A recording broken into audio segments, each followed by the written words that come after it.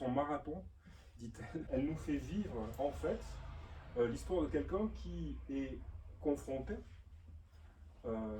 contre son plein gré, à une demande de nullité de mariage. On sait ce début de procédure où je ne savais absolument pas ce que c'était.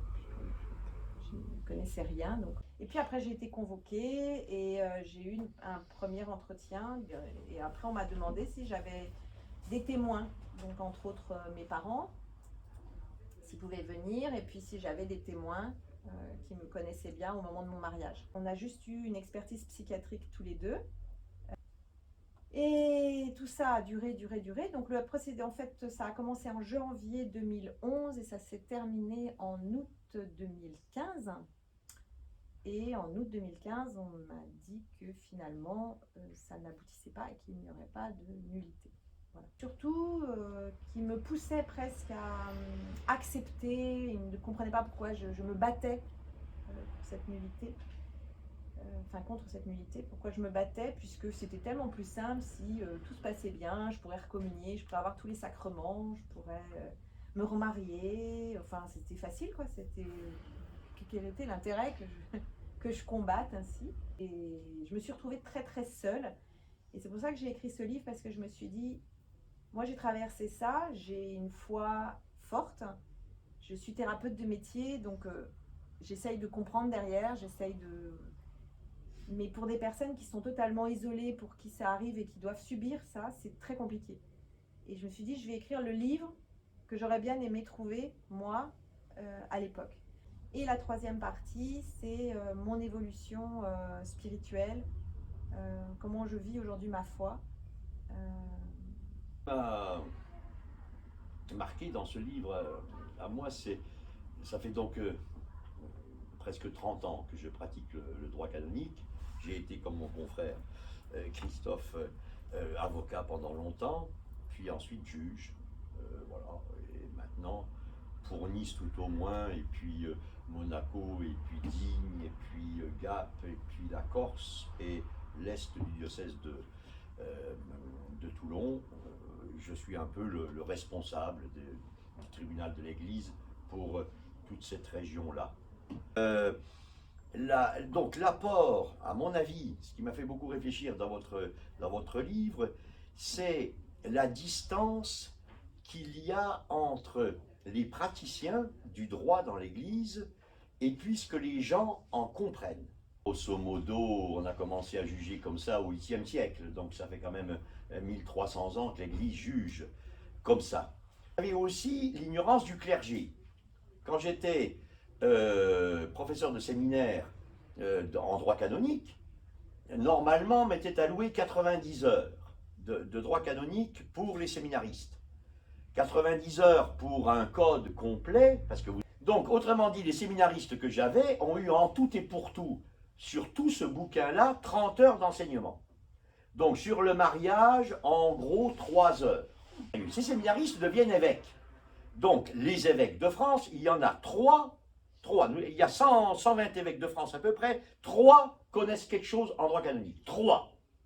Les autres sont totalement ignorants. Soutenir quelqu'un qui subit en quelque sorte cette procédure, très peu de gens qualifiés peuvent aider. Le pape François, en ayant fait cette fameuse réforme, qui a fait cette réforme, tout ça a fait une énorme publicité, donc nous avons eu grosso modo le double de demandes avec le même nombre de personnel. Il y a le mérite, me semble-t-il, de votre livre, c'est de nous rappeler à nous canonistes qu'il faut expliquer aux gens 3 fois plus que ce qu'on le fait. De même les enfants. Les enfants, quand on prononce une nullité, les enfants viennent vous voir, fous furieux, en disant « Mais comment ? Donc, nos parents ne sont pas mariés, donc on est des bâtards. » Mais quand on examine et qu'on fait l'enquête autour de ce fait, pour dire oui ou non, est-ce qu'il y a un lien matrimonial? Dans ce cas-là, c'est jusqu'à ce que la mort vous sépare, ou bien est-ce qu'il n'y a pas de lien matrimonial parce qu'il y a eu un dysfonctionnement? Et cette enquête, elle nécessite, par définition, d'écouter les gens. Mais écouter les gens, alors qu'ils sont divorcés, qu'ils ont souffert mort et damnation souvent dans les divorces, avec des divorces très conflictuels. Et là, on leur redemande, un peu comme si on prenait un couteau pour retourner dans la plaie, on leur demande de se remémorer, mais précisément, il y a 40 questions. Hein. Donc si jamais vous pensez à demander une reconnaissance en unité du mariage, dites la vérité. C'est ce que vous dites aussi un petit peu dans votre livre, où vous dites, moi je suis arrivé devant mes juges en disant la vérité en vous. Alors vous êtes là juge et puis vous vous dites, eh bien demain je vais devoir faire une sentence au nom du Seigneur, parce que ça commence comme ça nos sentences. Mais quand vous vous dites ça, que vous regardez le crucifix, et que vous vous dites, voilà, j'ai instruit cette affaire, j'ai interrogé, parce que vous dites quelques 5-6 témoins, mais vous avez, des fois, c'est 24-25 témoins qu'on a. Dites-nous un peu votre avis, dites-nous votre version des choses. Les gens, ah, mais non, mon mariage est valide, machin, machin, ram, ils vous raccrochent, souvent ils vous insultent. Mais au bout d'un moment, on a du cuir, vous comprenez? Donc, les insultes, ça ne m'empêche plus de dormir. Au début, quand j'étais tout jeune, oui, parce que quand vous voyez, sale curé de PD, machin, machin, vous comprenez, au bout d'un moment, le soir, vous n'êtes pas bien, quoi. Bon. Donc en fait, il y a des... En tout cas, pour ma procédure, il y a eu beaucoup de vices de procédure. Ça nous arrive de pouvoir être informés au maximum de ce qu'on a le droit de faire et pas faire. Et jusqu'à la 3e instance, je n'ai absolument jamais su ce que mon ex-mari avait écrit pour intenter cette procédure. Donc il m'a tout lu, y compris le mémoire de mon ex-mari. Et là, j'avoue que ça m'a fait beaucoup réfléchir parce que c'est vrai qu'on y a le droit, mais que si à la première instance j'avais su exactement tout ce qu'il avait écrit, je pense que j'aurais été encore plus en colère que ce que je n'étais à l'époque. En prouvant, alors que mon mari s'est marié, mon ex-mari s'est marié, il avait 30 ans, moi j'en avais 23. Donc il a dû écrire un mémoire pour prouver qu'il manquait de discernement à 30 ans. Il faut quand même le faire, enfin, il faut avoir envie de prouver qu'on manque de discernement. Enfin, bon. Et après, vous avez 2 cas très difficiles.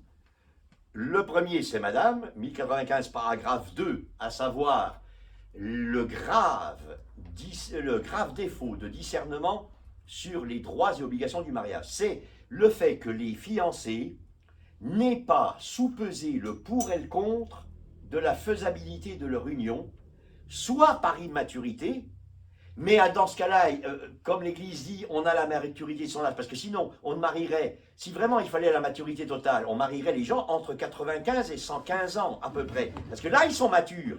Mais et c'est là où c'est encore plus compliqué, c'est qu'en effet, justement, les experts psychiatriques, ils vous posent des questions, mais beaucoup, même d'aujourd'hui, c'est-à-dire ils vous disent, mais pourquoi vous avez divorcé, est-ce que vous avez trompé votre mari, des trucs comme ça, alors qu'en fait, normalement, on doit vous voir quand c'était au moment du mariage, c'est pas 20 ans après la femme que vous êtes devenue.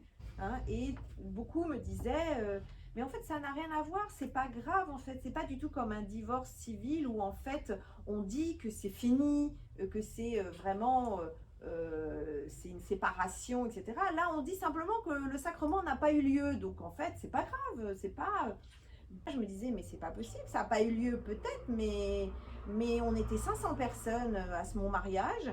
On avait des témoins civils et religieux. Donc, je dis, bah alors, ce jour-là, c'était juste une fiesta. Voilà, une belle fiesta. Pas de sacrement, donc c'est pas reconnu. Moi, j'ai fait un mariage religieux pour que ce soit reconnu au niveau de Dieu. Donc là, on me dit, bah non, en fait, c'est une clownerie, ton truc.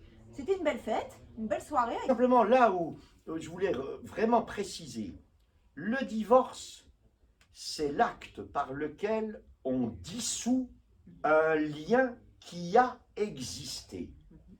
Le lien est là, c'est monsieur et madame machin, mariés, et on prend une hache et on coupe le lien, mais le lien, il existe. Dans l'Église, jamais, puisqu'il n'y a pas le divorce. Donc, dans l'Église, la déclaration en nullité du mariage, c'est dire, nous prouvons qu'il n'y a jamais eu le lien. Donc, monsieur machin, en fait, même s'il y a photo de dragée, machin, machin, et enfant, tout ça, monsieur machin ne s'est jamais marié, madame machin s'est jamais mariée. C'est ça une reconnaissance dans l'invalidité du mariage.